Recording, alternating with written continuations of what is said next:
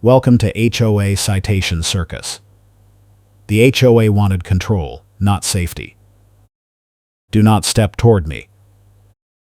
Karen shoved a laminated rule sheet at my chest and yelled that my fence style was prohibited and I had seconds to agree to tear it down. She did not knock. She did not introduce herself. She came around the side of my house while I was mixing concrete and started screaming before I even looked up. The laminated sheet had a table of fence specs and a paragraph circled in red marker. She tapped it with her phone case and said I had 72 hours to remove every post, or she would file a violation with Pointe HOA and escalate to enforcement. I am a remote software developer. I spend my days on video calls in my home office in Erie, Pennsylvania. I moved into this neighborhood 6 months ago because the lot was affordable and the backyard had room for my dog.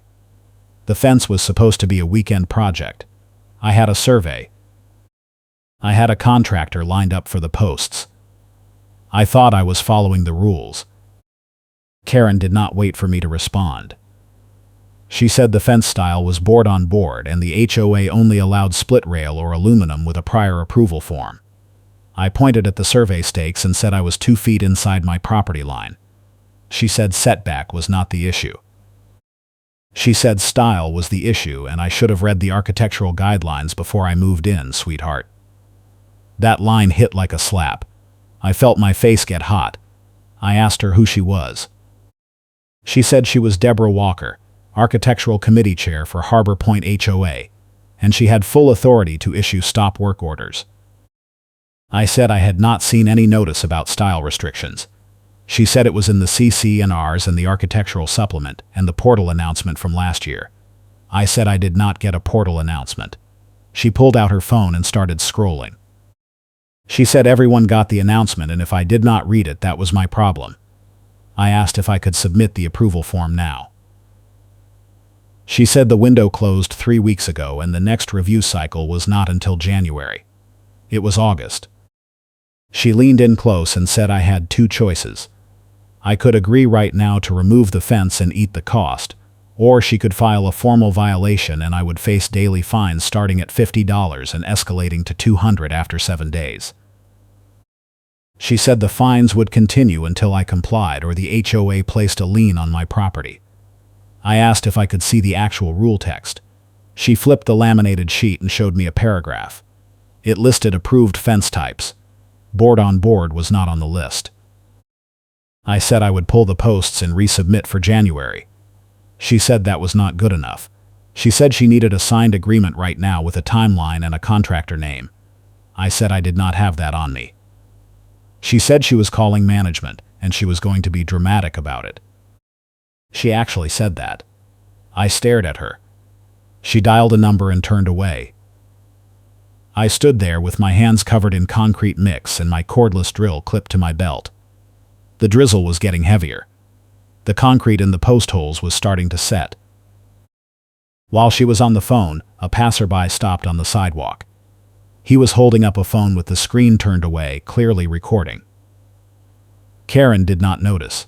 She was talking fast into her phone, saying I was non-compliant and combative. The passerby gave me a small nod and kept recording. I did not say anything. I let her keep talking. When she hung up, she said management was sending a formal notice within the hour and I had until Friday to submit a removal plan or the fines would start Monday. It was Wednesday.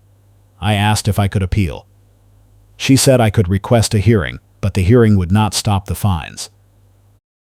She said the only way to stop the fines was to comply immediately. I said I would file the appeal. She smiled. It was not a friendly smile. She said I was making this harder on myself and she had seen homeowners lose their houses over less. I went inside and started searching the HOA documents. I found the CC&Rs on the portal.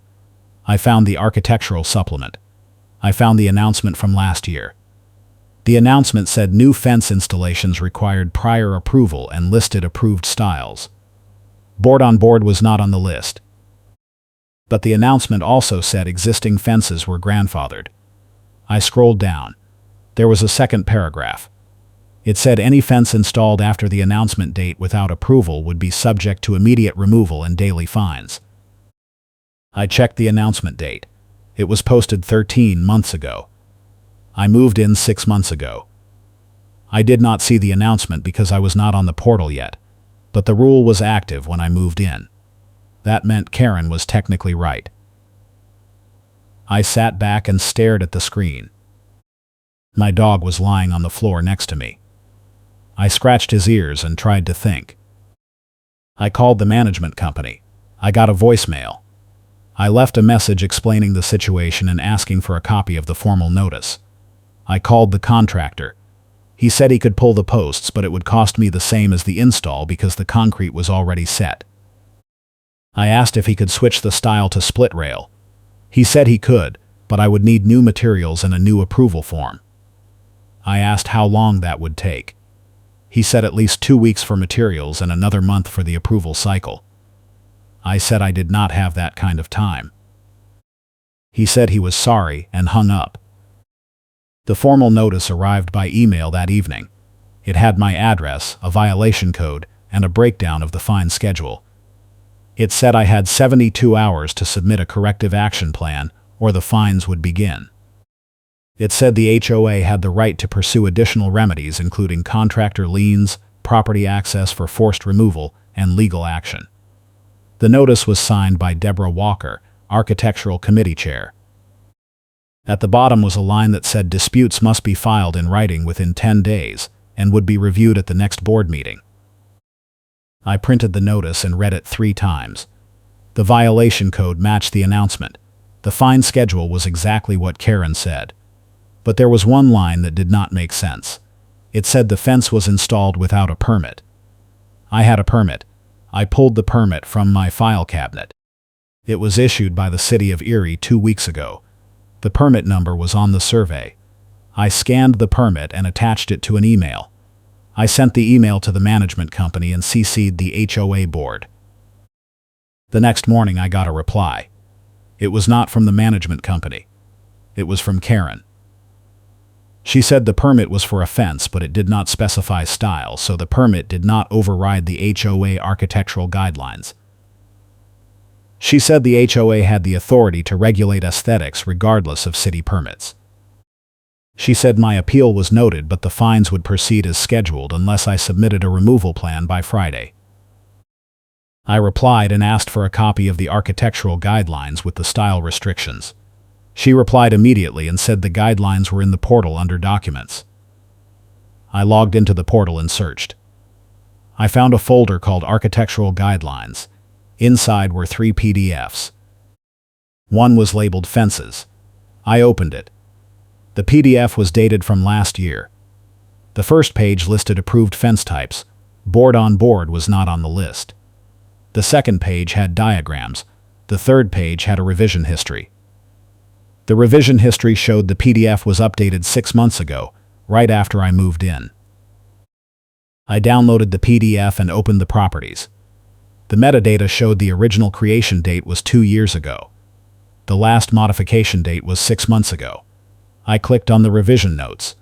The notes said the board-on-board restriction was added to align with neighborhood aesthetics. The notes did not say why. I took a screenshot of the revision history and saved it. If this story has you hooked, hit the like button and subscribe so you do not miss what happens next. I called a local attorney who handled HOA disputes. He listened to the whole story and said Karen was technically within her authority if the rule was in place when I started the install. I said the rule was updated after I moved in. He said that did not matter because the announcement predated my move. He said my best option was to request a hearing and argue that the permit showed good faith compliance. He said the board might waive the fines if I agreed to remove the fence voluntarily. I asked what would happen if I did not remove the fence. He said the HOA could place a lien, pursue forced removal, and charge me for the cost. He said that could run into thousands of dollars. I asked if I had any leverage. He said maybe, if I could prove the rule was applied inconsistently or if Karen had a conflict of interest. I hung up and went outside. I walked the neighborhood. I counted fences. Out of 23 fences I could see from the street, 11 were board on board. I took photos of each one. I noted the addresses. I checked the portal to see if any of those addresses had recent violations. None of them did. I went back home and made a spreadsheet. I listed every board-on-board fence, the install date if I could guess it from the where, and the violation status. It was a pattern. Karen was targeting me. I sent the spreadsheet to the management company and the board. I said the rule was being applied inconsistently, and I was being singled out. I said I was requesting a hearing and I wanted a full review of all fence violations in the neighborhood. I hit send and waited. Karen replied within an hour. She said the other fences were installed before the rule update and were grandfathered. She said my fence was installed after the rule update and was not grandfathered. She said the hearing was scheduled for next month, and the fines would continue until I complied. She said if I wanted to avoid fines I should remove the fence now and reapply in January. I printed her email and highlighted the part about grandfathering. Then I checked the metadata on the photos I took. 3 of the fences I photographed had visible new wood and fresh stain. I zoomed in on the photos. One fence had a contractor sticker on the gate. I could not read the text, but I could see the logo. I searched for the logo online. It was a local contractor. I called them. I asked if they had installed any fences in Harbor Point in the last year. The receptionist said they had installed 2 in the spring. I asked for the addresses. She said she could not give out that information. I thanked her and hung up. I drove to one of the addresses with the new-looking fence. I knocked on the door. A woman answered. I introduced myself and said I lived a few streets over. I said I was having a dispute with the HOA about my fence, and I wanted to know if she had any trouble with hers. She said she did not. She said she installed the fence in April and submitted the approval form. I asked what style she put on the form. She said board on board. I asked if the HOA approved it. She said yes. She showed me the approval email on her phone. It was signed by Deborah Walker. I asked if I could take a photo of the email. She said sure. I took the photo and zoomed in. The approval was dated April 15th. The email said the board-on-board style was approved for her property with the condition that the stain color matched the existing trim. I thanked her and left. I sat in my car and stared at the photo. Karen approved a board-on-board fence in April. She denied mine in August. I had proof. I sent the photo to the attorney. He called me back immediately. He said this was exactly the kind of inconsistency that could kill the HOA's case. He said I should file a formal complaint with the board and request an emergency hearing. He said I should also send a demand letter asking for the fines to be waived and the violation notice to be rescinded. He said if the board refused, I could threaten to sue for selective enforcement and retaliation. I asked how much that would cost. He said a few thousand to start. I said I would think about it. I filed the complaint that night. I attached the spreadsheet, the photos, and the approval email.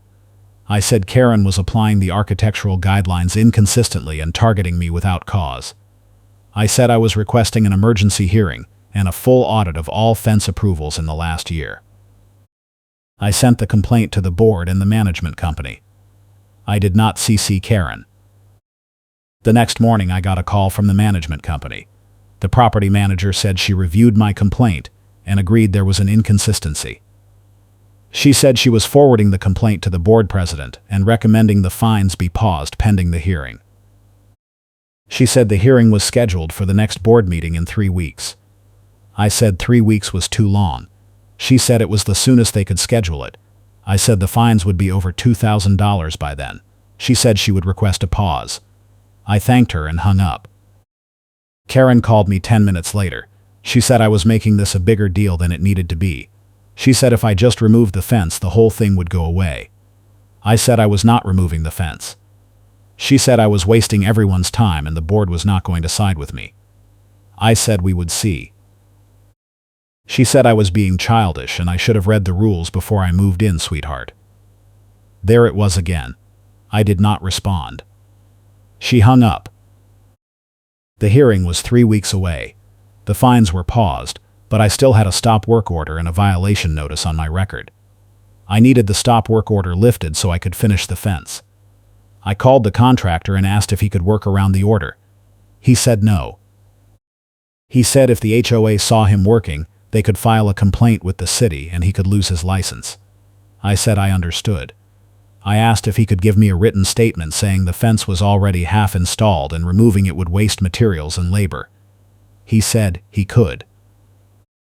He emailed the statement that afternoon. I added the statement to my complaint file. I printed everything and put it in a binder. I labeled the tabs: permit, survey, approval inconsistency, contractor statement, fine schedule, email trail.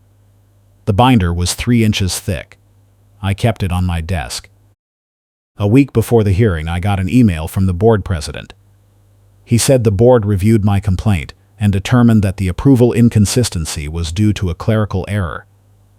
He said the April approval should not have been granted and the HOA was sending a retroactive notice to that homeowner. He said my fence was still in violation and the fines would resume if I did not comply by the hearing date. I read the email twice. They were going to target the other homeowner to cover for Karen. I called the attorney again. He said the retroactive notice was a huge red flag. He said it showed the HOA was willing to harm other homeowners to protect Karen's decision. He said that could be evidence of bad faith or retaliation. He said I should document everything and be ready to escalate. I asked what escalate meant. He said lawsuit. I said I did not have that kind of money. He said I might not need to. He said if the board saw I was serious, they might settle. I said I would think about it. I drove back to the neighbor's house and knocked again. She answered. I told her about the retroactive notice. She said she got it yesterday. She said the HOA was demanding she remove her fence or face the same fines I was facing. She started crying. She said she spent $5,000 on the fence and she could not afford to remove it. I said I was going to fight this and I wanted her to come to the hearing with me. She said she was afraid of retaliation. I said they were already retaliating. She said she would think about it. I went home and called the tow yard that the HOA used for parking enforcement.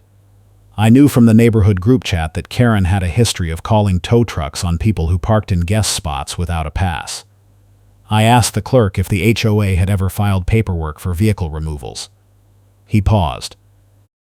He said he could not give out that information. I said I was asking because I was in a dispute and I wanted to know if the HOA was following proper procedure. He said quietly that the HOA paperwork was sloppy. He said half the time they did not include the required photos or signatures. He said he flagged it once and the HOA told him to process it anyway. I asked if he would be willing to testify to that. He said no. He said he could lose his contract. I thanked him and hung up. I had a new piece of information. The HOA paperwork was sloppy. That meant Karen might be cutting corners on other enforcement actions too. I went back to the portal and searched for all violation notices filed in the last year. There were 23. I downloaded all of them. I opened each one and checked the dates, signatures, and attachments.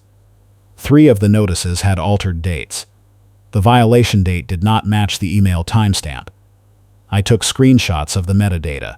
I added them to the binder. The night before the hearing, I got a text from an unknown number. It said the board president wanted to meet with me privately before the hearing to discuss a settlement. I replied and asked what kind of settlement. The reply said the HOA would waive the fines if I agreed to remove the fence and sign a non-disclosure agreement. I stared at the text. They wanted me to be quiet. I replied and said I was not interested. The reply said I was making a mistake. I did not respond. The hearing was at 7 p.m. in the clubhouse. I arrived early with my binder. The board president, Karen, and 3 other board members were sitting at a table in the front. About 15 homeowners were in the audience. I saw the neighbor with the retroactive notice sitting in the back. She looked nervous. I gave her a nod. The board president called the meeting to order. He said they were reviewing my complaint and my request to waive the fence violation. He asked me to present my case. I stood up and opened the binder. I said the fence was installed with a city permit, a survey, and good faith compliance with what I understood to be the rules. I said I discovered after the fact that the architectural guidelines had been updated and board-on-board fences required approval. I said I requested approval and was denied. I said I then discovered that the HOA approved a board-on-board fence for another homeowner in April. Karen interrupted. She said the April approval was a clerical error and had been corrected. I said correcting it retroactively after my complaint was filed looked like retaliation. The board president said it was not retaliation. I said I had proof. I pulled out the approval email and the photos of the 11 other board-on-board fences in the neighborhood. I said none of those homeowners had been issued violations. Karen said those fences were grandfathered. I said 3 of them were installed in the last year. She said I was wrong. I said I had contractor confirmation. She said I was lying. The room got quiet. The board president said this was getting out of hand. I said I had one more thing. I pulled out the screenshots of the violation notices with altered dates. I said the HOA had been filing notices with inconsistent metadata for over a year. I said that suggested a pattern of enforcement abuse. Karen stood up. She said I was attacking her character and she was going to call her attorney. I said she could call whoever she wanted. I said I was here to get the violation rescinded and the fines waived. The board president said they would take a recess and discuss. They went into a back room. The audience started talking. The neighbor came up to me and said she did not know I had all that evidence. I said I had been collecting it for weeks. She asked if I thought it would work. I said I did not know. We waited. They came back 20 minutes later. The board president said the board reviewed the evidence and determined that the fence violation would stand. He said the approval inconsistency was unfortunate but did not change the fact that I installed the fence without prior approval. He said the fines would resume on Monday unless I submitted a removal plan. I asked if they reviewed the altered dates on the violation notices. He said that was a separate issue and not relevant to my case. I said it was absolutely relevant because it showed Karen was willing to manipulate records. Karen stood up and said I was slandering her. I said I was stating facts. The board president banged his gavel and said the hearing was over. I said I was filing an appeal. He said I could file whatever I wanted. I said I was also requesting a full audit of all enforcement actions Karen had taken in the last year. He said that was not within my authority to request. I said I would request it through the management company. He said the meeting was adjourned. I walked out. The neighbor followed me. She said she could not believe they ignored all that evidence. I said I could. I said Karen had been running enforcement her way for years, and the board was protecting her. I asked if she was willing to file a joint complaint. She said yes. We exchanged numbers and agreed to meet the next day. The next morning I got an email from the management company. It said the board president forwarded my audit request and they were reviewing it. It said the review would take up to 30 days. I replied and said that was unacceptable. I said I needed the audit results before the fines resumed. The reply said the timeline was standard and could not be expedited. I called the attorney. He said 30 days was a stalling tactic. He said the HOA was hoping I would give up or run out of money. I said I was not giving up. I filed a formal complaint with the state HOA Oversight Board. I attached the binder contents and a letter explaining the selective enforcement and altered records. I said I was requesting an investigation and asking for the fines to be paused pending the outcome. I sent the complaint certified mail. The receipt said it would be delivered in 3 days. Meanwhile, Karen escalated. She sent an email to the entire neighborhood saying I was disrupting the community and refusing to comply with reasonable rules. She said my fence was an eyesore and a violation of the aesthetic standards that kept property values high. She said homeowners who supported enforcement should email the board. Within an hour I got 3 supportive emails from neighbors who said they appreciated my fight. I also got 5 hostile emails from people who said I was causing trouble and should just follow the rules. I replied to the hostile emails and attached the photos of the 11 other board-on-board fences. I said if the board wanted to enforce the rule, they should enforce it evenly.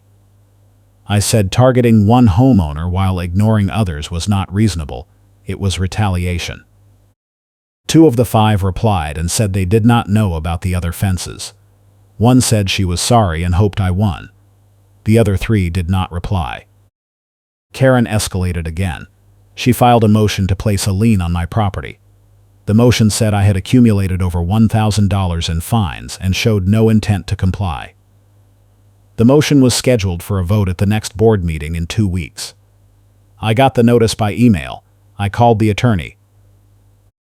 He said a lien was serious. He said if the lien was placed, I could not sell or refinance my house until I paid it off. He said I needed to stop the vote.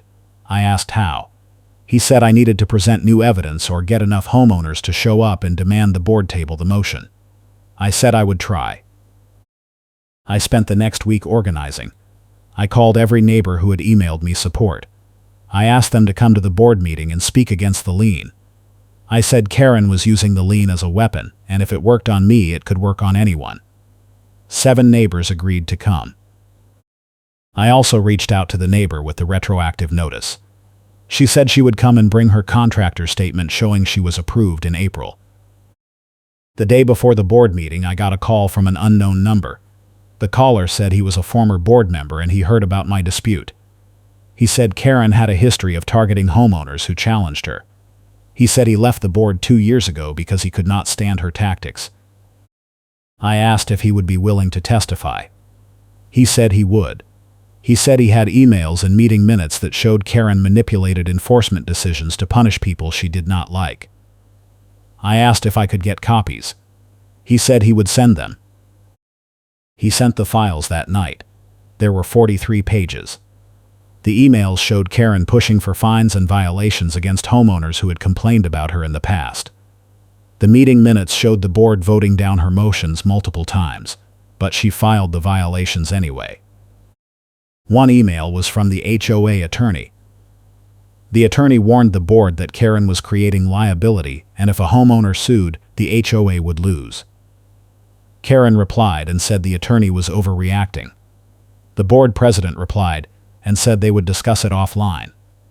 That was 2 months ago. Nothing changed. I printed the emails and added them to the binder. I now had proof of a pattern. I had proof of motive. I had proof the board knew Karen was out of control and did nothing. I took the fine notice without flinching, because I knew what it would trigger. The board meeting was packed. There were at least 30 homeowners in the room. The board looked nervous. Karen was sitting at the front table with her rolling file cart parked next to her chair. She had a stack of folders on the cart. The board president called the meeting to order and said they were voting on the lien motion. He asked if anyone wanted to speak. I stood up. I said I wanted to present new evidence. The board president sighed and said I had 5 minutes. I opened the binder. I said the evidence showed Karen had a pattern of selective enforcement and retaliation. I said the board had been warned by their own attorney that Karen was creating liability. I said placing a lien on my property would be the final proof that the board was complicit. I pulled out the emails from the former board member. I handed copies to my ally first. Then we presented them together so Karen could not isolate me. Karen stood up. She said the emails were taken out of context and irrelevant. I said they were not irrelevant. I said they showed she filed violations against homeowners who complained about her. I said that was exactly what she was doing to me. The board president said this was not the time to litigate Karen's entire history. I said it was absolutely the time, because the board was about to vote on a lien based on her enforcement. I said if the board voted yes, I would file a lawsuit and subpoena every email and meeting minute from the last 3 years. The room got quiet. The board president looked at the other board members. One of them whispered something. The board president said they needed another recess. Karen said they did not need a recess. She said I was grandstanding and the board should vote now. The board president ignored her and called a recess. They went into the back room again.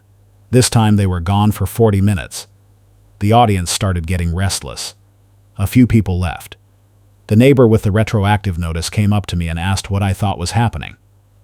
I said I thought the board was realizing they had a problem. She asked if they would drop the lien. I said I hope so. They came back. The board president looked exhausted. He said the board reviewed the new evidence and decided to table the lien motion pending further investigation. He said they were also suspending all fines related to my fence violation until the investigation was complete. He said the investigation would be conducted by an independent third party and would take up to 60 days. Karen stood up and said that was unacceptable. The board president said the decision was final. Karen said she was resigning. The board president said that was her choice. Karen grabbed her rolling file cart and walked out. The room erupted in applause. I sat down. The neighbor hugged me. I felt like I could finally breathe. But I knew this was not over. Karen still had supporters. The investigation was not guaranteed to go my way. And I still had a half-finished fence in my backyard. The investigation took 73 days. During that time, I did not hear from Karen. I did not hear from the board. I did not hear from the management company. I finished the fence myself. I used the same board-on-board style. I figured if the investigation went against me, I could remove it then. If it went my way, the fence would already be done. The investigation report arrived by email in November. It was 62 pages. The executive summary said the HOA had applied the architectural guidelines inconsistently and had failed to follow its own procedures for enforcement. It said Karen had filed violations without board approval in at least 9 cases. It said the HOA attorney had warned the board about liability and the board had not acted. It said my fence violation should be rescinded and all fines should be refunded. It said the HOA should implement new enforcement procedures to prevent future abuse. I read the whole report twice. Then I forwarded it to the attorney. He called me immediately. He said this was a total win. He said the HOA had no choice but to comply. He said I should also request a written apology and a no-contact directive to keep Karen away from my property. I said I would. I sent a formal demand letter to the board. I said I was requesting full refunds for all fines, a written rescission of the violation notice, a formal apology, and a no-contact directive. I said if the board did not comply within 10 days, I would file a lawsuit for selective enforcement, retaliation, and emotional distress. I sent the letter certified mail. The board replied in 5 days. They agreed to everything. The refund check arrived a week later. The written rescission and apology arrived the same day. The no-contact directive was included in the apology letter. It said Karen was prohibited from contacting me directly or filing any enforcement actions against my property without board approval. It said violations of the directive would result in removal from the architectural committee and potential legal action. I framed the apology letter and hung it in my office. Every time I had a bad day at work, I looked at it and remembered that I fought back and won. The new board president sent a follow-up email a month later. He said the board had voted to remove Karen from the architectural committee. He said they were also revising the architectural guidelines to clarify the approval process and prevent future inconsistencies.